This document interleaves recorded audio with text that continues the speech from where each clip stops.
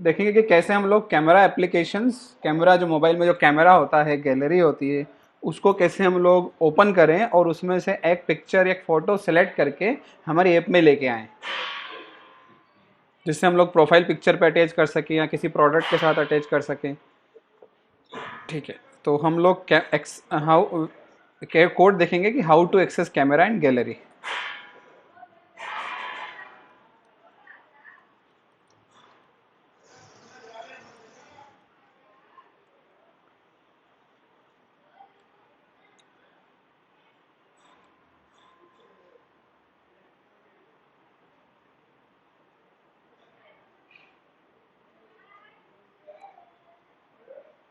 सो basically mobile में एक camera app होती है और गैलरी ऐप भी होती है। कैमरा ऐप की अपनी स्क्रीन्स होती हैं, गैलरी ऐप की भी अपनी स्क्रीन्स होती हैं। वो स्क्रीन्स कुछ नहीं, वो एक्टिविटीज़ ही हैं उस ऐप में, डिजाइंड एक्टिविटीज़ हैं। तो हर ऐप की अपनी अपनी एक्टिविटीज़ है, तो वैसे कैमरा और गैलरी की भी एक्टिविटीज़ हैं। आप किसी ऐप को ओपन कर रहे हो मतलब उसकी किसी एक एक्टिविटी को स्टार्ट कर रहे हो।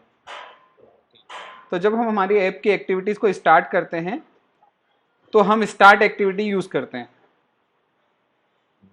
अगर हमें किसी और ऐप की एक्टिविटी को स्टार्ट करना हो तो भी हमें स्टार्ट एक्टिविटी ही करना है, लेकिन उस एक्टिविटी को आइडेंटिफाई कैसे करें? क्योंकि जैसे कि हम सेकंड एक्टिविटी पे जाते हैं तो हम लिखते हैं स्टार्ट एक्टिविटी में इंटेंट बनाते हैं, इंटेंट में main activity dot this comma second activity dot class, ऐसा हम लिखते हैं। लेकिन अगर हम किसी अदर ऐप की एक्टिविटी पे जाएंगे तो उसकी क्लास का नेम हमें नहीं पता होगा। ठीक है, अगर हम किसी अदर एक्टिविटी पे जाएंगे, हमारी मेन एक्टिविटी से किसी और एप्लीकेशन की एक्टिविटी पे जाएंगे, तो उस एक्टिविटी का नाम आपको नहीं पता होगा, क्योंकि आपने वो ऐप बनाई नहीं है। तो अदर एप्लीकेशंस के कंपोनेंट्स या कोड को आइडेंटिफाई करने के लिए एक नया सिस्टम दिया हुआ है। और वो सिस्टम क्या है वो समझ लेते हैं, एक छोटा सा आइडिया है उसके पीछे। एक कंसेप्ट होता है एक्शंस का। सो एक्शंस कुछ भी नहीं होती है, स्ट्रिंग आइडेंटिफायर्स होते हैं। स्ट्रिंग आइडेंटिफायर्स होते हैं और and to identify components. Component means activities और services. There are various types of components, providers,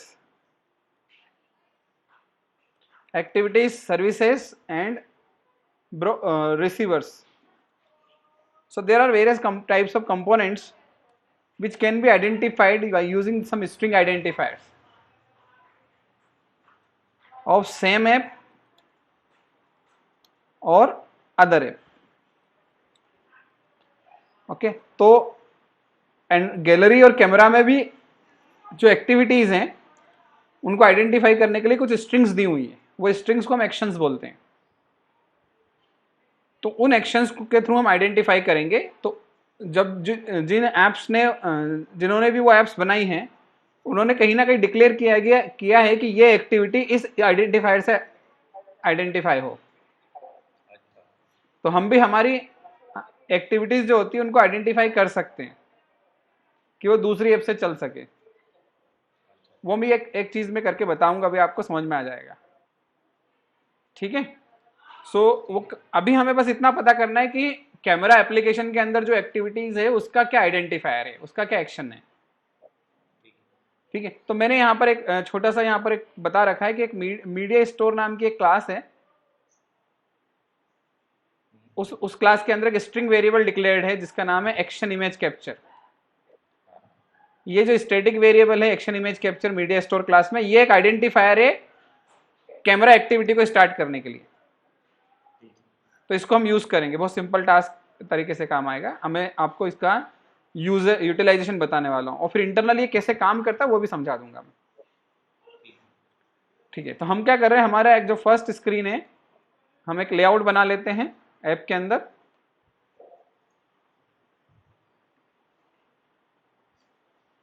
layout का नाम मैंने मेन रख लिया।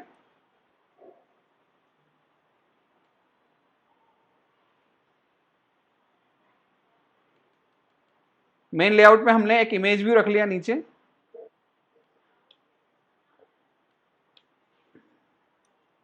जिसपे हम फोटो दिखाएंगे जो सिलेक्टेड होगा।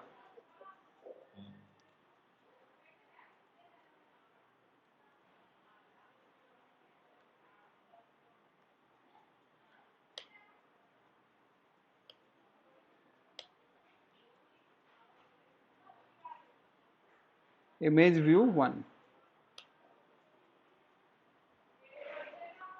ओके,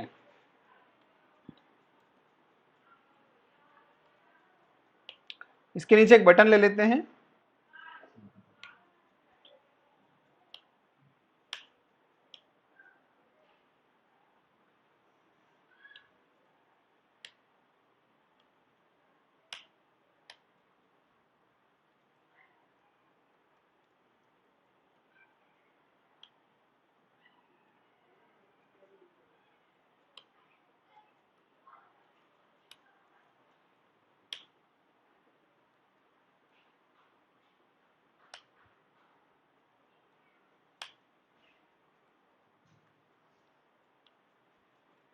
ये हमने यहाँ पर एक स्क्रीन बना दिया छोटा सा, ठीक है।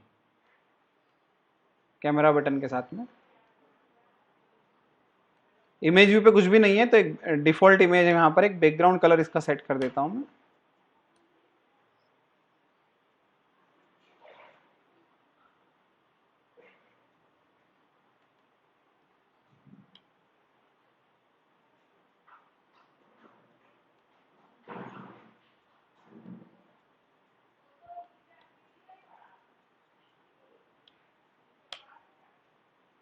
ये एक यूजर इंटरफेस है हमारा सिंपल सा। ठीक है। कैमरा बटन के क्लिक पर हम कैमरा स्क्रीन को स्टार्ट करेंगे।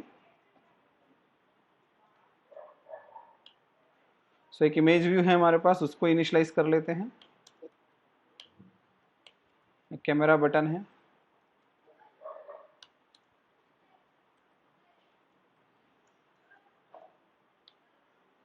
मेन हमने XML बनाया है, उसके अंदर है दोनों।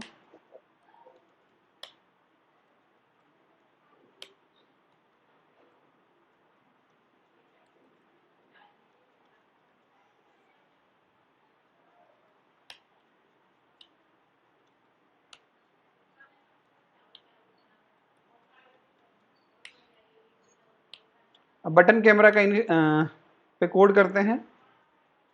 सो बटन के क्लिक पर हम लोग कैमरा एक्टिविटी को स्टार्ट करेंगे। So button camera set on click listener, new on click listener. अब किसी एक्टिविटी को स्टार्ट करना है तो उसका इंटेंट बनाना पड़ेगा। तो एक इंटेंट का ऑब्जेक्ट बनाते हैं। जब इंटेंट का ऑब्जेक्ट बनाते हैं तो हमारे पास एक कंस्ट्रक्टर आता है। उस कंस्ट्रक्टर में हम लोग, आप एक एक्शन पास कर सकते हैं, एक स्ट्रिंग पास कर सकते हैं जिसे हम एक्शन बोलते हैं। तो अब मैं आइडेंटिफाई करने के लिए एक्शन का यूज करूंगा, तो एक स्ट्रिंग होगी और कुछ नहीं। लेकिन वो स्ट्रिंग पहले से कहीं पर स्टोर्ड है, डिक्लेयर्ड है कहीं पर, क्योंकि वो कैमरा एप्लीकेशन हर मोबाइल फोन में होती है, एंड्रॉइड के हर ओएस के हर मोबाइल फोन में होती है, इसलिए उसकी एक्शन प्री डिफाइंड है। तो एक्शन है, मीडिया स्टोर नाम की एक क्लास है, उसमें एक एक्शन है, एक्शन इमेज कैप्चर। इससे कैमरा स्टार्ट होगा इमेज फोटो कैप्चर करने के लिए। और अगर एक्शन वीडियो कैप्चर करेंगे तो वीडियो रिकॉर्डिंग के लिए स्टार्ट होगा। ये हमने इंटेंट बनाया। तो अब ये स्ट्रिंग जो होगी, ये जो भी स्ट्रिंग होगी, मैं इसको आपको प्रिंट करके भी दिखा दूंगा क्या है स्ट्रिंग। तो ये स्ट्रिंग आइडेंटिफाई करेगी उस ऐप के उस कैप्चरिंग स्क्रीन को। अब हम उसको स्टार्ट करेंगे तो स्टार्ट एक्टिविटी से स्टार्ट करेंगे। तो अगर मैं उसको स्टार्ट करता हूं स्टार्ट एक्टिविटी से, तो वो मुझे रिप्लाई में डेटा नहीं देगी, क्योंकि स्टार्ट एक्टिविटी से वन वे होता है। अच्छा। अगर टू वे चाहिए तो आपको एक और दूसरा फंक्शन होता है, स्टार्ट एक्टिविटी फॉर रिजल्ट। ये हमने पहले भी यूज किया है। और नेक्स्ट स्क्रीन को एक नंबर देना पड़ता है, जिसे हम रिक्वेस्ट कोड बोलते हैं, जो आप कुछ भी दे सकते हैं, आप एक नंबर होता है बस वो। तो हमने अगली स्क्रीन को स्टार्ट कर लिया। अगली स्क्रीन जब डेटा रिप्लाई में देगी आपको, तो डेटा आपको मिलेगा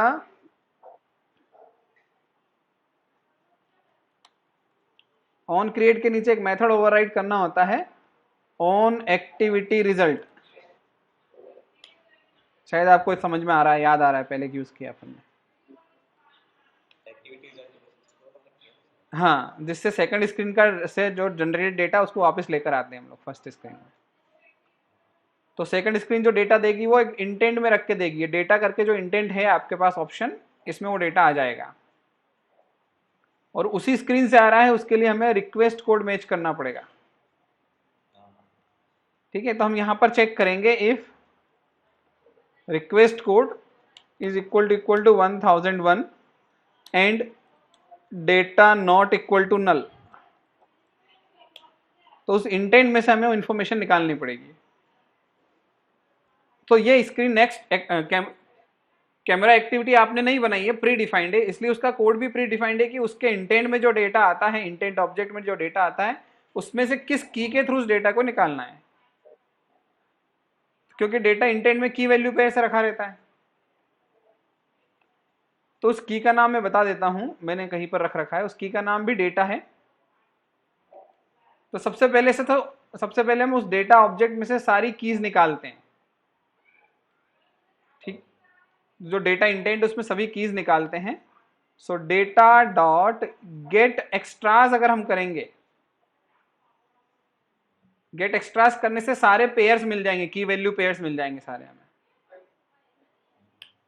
तो उससे हमें एक बंडल क्लास का एक ऑब्जेक्ट मिलेगा which is like a hash map. अच्छा, इसको हम की वैल्यू मैप बोल सकते हैं। और इस की वैल्यू मैप के अंदर से एक पर्टिकुलर की का यूज की निकालेंगे। तो key value map dot get, get करके एक फंक्शन होगा जिसमें हम अपनी की बताएंगे और वो हमें एक ऑब्जेक्ट देगा। तो इसका रिटर्न टाइप एक ऑब्जेक्ट है,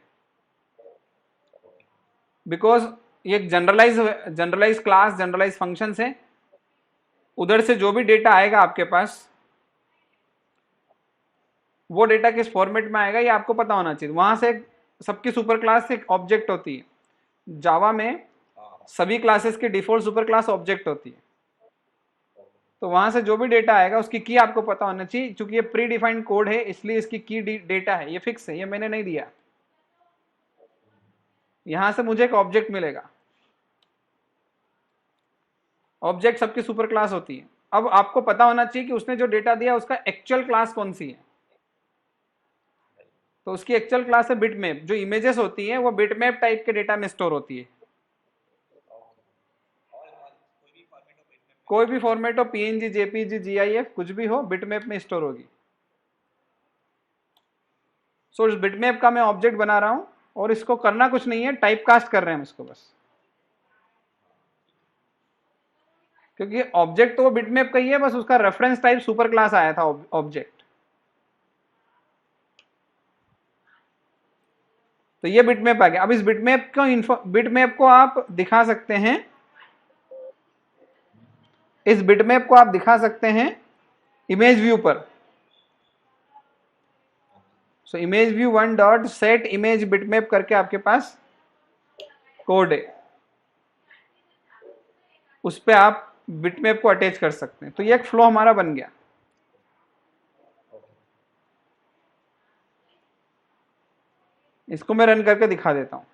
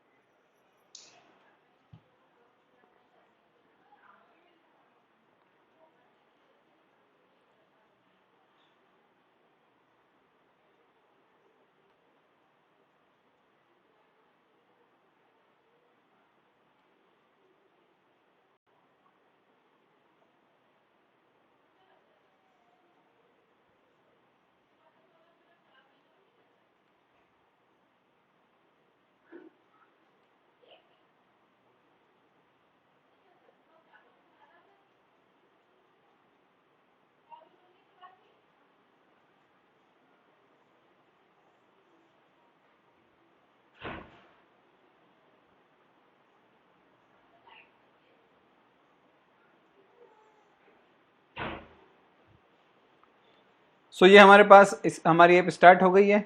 इस ऐप में मैं कैमरा बटन पे क्लिक करूंगा तो कैमरा स्टार्ट हो गया। परमिशंस मांगता है कैमरा, आपको पता ही है। ये जो परमिशन है ये by default automatic system manage कर रहा है। हाँ, ये सिस्टम मैनेज करता है परमिशंस। जो आप सेटिंग्स में जाके परमिशंस में जाके देख सकते हो कि किस ऐप को आपने क्या क्या परमिशंस दे रखी हैं। ये एक डमी कैमरा है क्योंकि ये वर्चुअल डिवाइस है। ठीक है, मैं इसको कैप्चर बटन पे क्लिक कर रहा हूँ तो जैसे मैंने कैप्चर किया तो ये फोटो कुछ कैप्चर हो गया, साइड में एक इमेज दिख रही है, कैप्चर्ड इमेज। ये सब डमी है, इसलिए अभी इसको हम यूज़ कर सकते हैं। इसको क्या करना है, बहुत सारे कुछ छोटे मोटे ऑप्शंस दे रखे हैं यहाँ पर।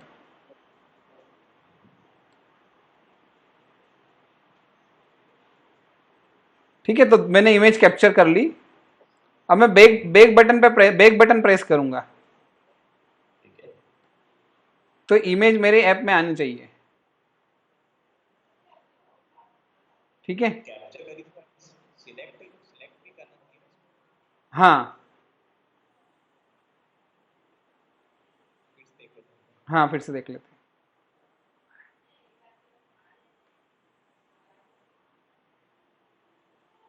ये कैप्चर की मैंने, और ये राइट बटन आया, राइट बटन हाँ इस पे क्लिक करेंगे तो ये सिलेक्ट हो जाएगी।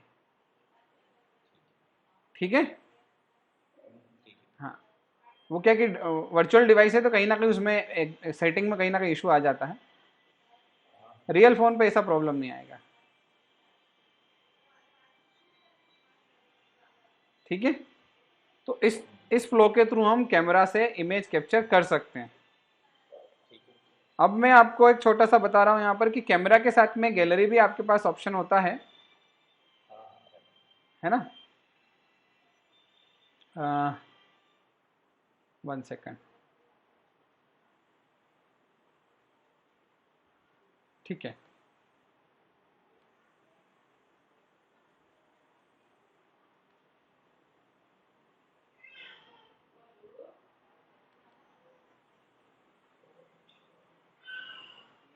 ठीक है, उसके लिए हम एक दूसरा तरीका यूज करेंगे, वो होगा कंटेंट प्रोवाइडर, तो उसको मैं उस टाइम पे आपको बताऊंगा। अब ये कैसे काम करता है एक्शन इमेज कैप्चर, इसका एक सिनेरियो हम देख लेते हैं यहाँ पर, जिससे आपको आइडिया हो कि आप भी फ्यूचर में ऐसा कुछ करना चाहे तो कर लें। तो उसके लिए जैसे हमने एक और ऐप बनाई थी, मैं उसको ओपन करता हूं। वो थी एसक्यूलाइट एप्लीकेशन। हमने एक छोटी सी ऐप बनाई थी, हाँ, पेशेंट ऐप बनाई थी। उसमें मैं जरा सा चेंज करूंगा और उस ऐप को यहाँ पर मैं एक्सेस करके दिखाऊंगा। ये एक पेशेंट ऐप है, पहले मैं इसको रन करके मोबाइल पे इंस्टॉल कर देता हूँ।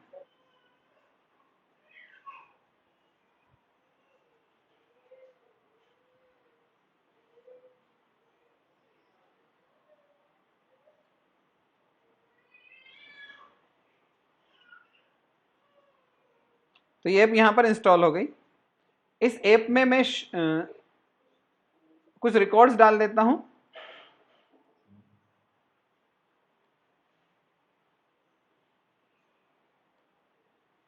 सेव रिकॉर्ड किया,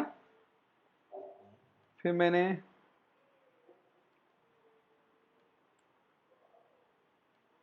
फिर एक और सेव किया, और मैंने एक और सेव किया। 3 रिकॉर्ड मैंने यहाँ पर सेव कर दिए। शो रिकॉर्ड बटन पे क्लिक किया, वो रिकॉर्ड्स मुझे दिखेंगे यहाँ पर। ठीक है, अब ये स्क्रीन जो मुझे दिख रही है पेशेंट लिस्ट स्क्रीन, ये जो पेशेंट लिस्ट स्क्रीन है, ये मुझे उस कैमरा एप्लीकेशन में दिखानी है। वहां से इस ऐप को यूज करना है। तो ये एसक्यूलाइट पेशेंट ऐप है, ये एक डिफरेंट ऐप है। इस ऐप की एक्टिविटी जो है उसका नाम है, जिसमें पेशेंट की लिस्ट दिख रही है, उस एक्टिविटी का नाम है पेशेंट लिस्ट एक्टिविटी। ठीक है, ये पेशेंट लिस्ट एक्टिविटी यहां पर है। ये पेशेंट लिस्ट एक्टिविटी कहां एडेड है, तो ये मैनिफेस्ट में डिक्लेयर्ड है। तो जहां पर ये मैनिफेस्ट में डिक्लेयर्ड है, ये यहां पर डिक्लेयर्ड है, ये इसका डिक्लेरेशन है। इस डिक्लेरेशन में जाके आप कुछ नई चीजें ऐड करेंगे इसके अंदर। अगर आप इसको अलाउ करना चाहते कि बाहर से ये एक्सेस हो जाए, तो इसमें एक इंटेंट फिल्टर करके एलिमेंट आता है, उसको ऐड करेंगे। फिर एक्शन, एक्शन देंगे और एक्शन का नाम देंगे। एक्शन कुछ भी नहीं है, एक्शन एक नाम है बस। नाम हमेशा यूनिक हो, इसलिए जो आपकी ऐप का पैकेज है उस ऐप के पैकेज को यूज करना चाहिए नाम बनाने के लिए, आइडेंटिफायर बनाने के लिए।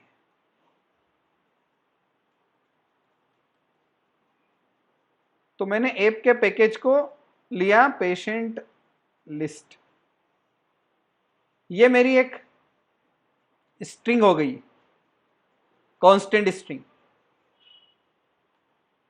एंड इसमें एक कैटेगरी भी हम डालते हैं, डिफॉल्ट। सो कैटेगरी डिफॉल्ट डालना है आपको, और एक एक्शन डालना है जो कुछ भी एक यूनिक थिंग हो। यूनिक थिंग हो मतलब किसी और को असाइन ना हो। तो ये पैकेज जो है हमेशा यूनिक ही होता है हर ऐप का, इसलिए हमने यहां पर ये डाल दिया। तो इसको मैं यूज करूंगा। अब मैं वापस हमारी कैमरा ऐप में जाता हूं। थोड़ी देर के लिए मैं ये एक्शन को रख लेता हूं कहीं संभाल के। इस ऐप को मैं एक बार फिर से रन कर देता हूं, जिससे ये एक्शन इसके साथ अटैच हो जाए, ये मोबाइल पे इंस्टॉल हो जाए। तो ये ऐप को मैंने फिर से रन कर दिया, क्योंकि इसमें मैंने एक्शन अटैच कर दिया है पेशेंट लिस्ट एक्टिविटी के साथ में। अब ये रन हो गई है, इसमें रिकॉर्ड्स रखे हैं। अब इस स्क्रीन को मैं कैमरा ऐप से लॉन्च करूंगा। सो मैंने जो ऐप बनाई थी, मैंने जो अभी ऐप बनाई थी कैमरा की,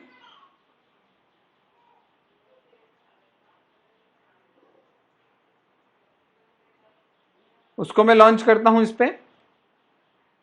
तो इसको मैं अभी बंद करके रख सकता हूं, अभी मैंने मिनिमाइज करके रख दिया है, इसको स्टॉप करके। अब हमारी कैमरा ऐप में जाते हैं वापस।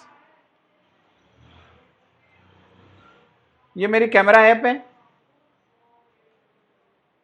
इस कैमरा ऐप में एक बटन है, इस कैमरा बटन के नीचे ही मैं एक और बटन देने वाला हूं, जिससे मैं पेशेंट लिस्ट देखूंगा।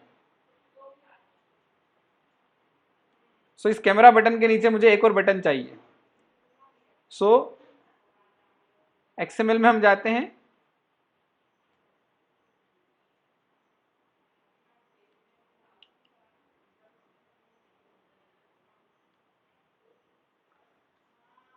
Button patient list, show patient list.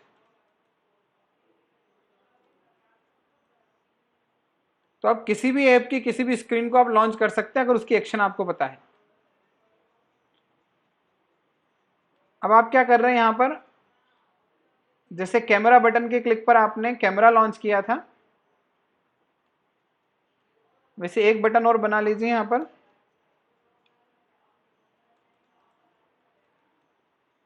Button patient list, जो आपने अभी अभी डिक्लेयर किया है। ये हम कैमरा ऐप में कर रहे हैं, जो हमने कैमरा को लॉन्च करने की ऐप बनाई है उसमें।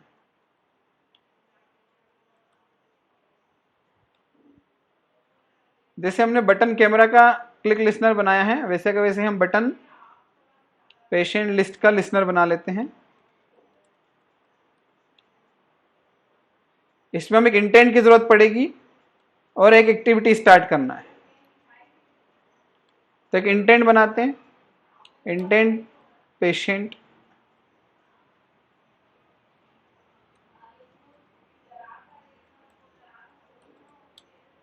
एक इंटेंट बनाएंगे और इंटेंट के अंदर वही एक्शन डालेंगे जो हमने उस पेशेंट लिस्ट स्क्रीन के लिए हमने उसके मैनिफेस्ट में सेट की थी, जो मैंने रख ली थी संभाल के।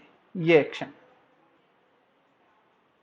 एक्शन हम एक डबल कोट्स में डाल देंगे, क्योंकि एक सिर्फ आइडेंटिफायर है और कुछ भी नहीं है, और सिर्फ स्टार्ट एक्टिविटी कर देंगे, क्योंकि हमें उससे कुछ डेटा नहीं चाहिए, इसलिए स्टार्ट एक्टिविटी करेंगे। बस इतना कर दिया हमने। इसको रन करेंगे।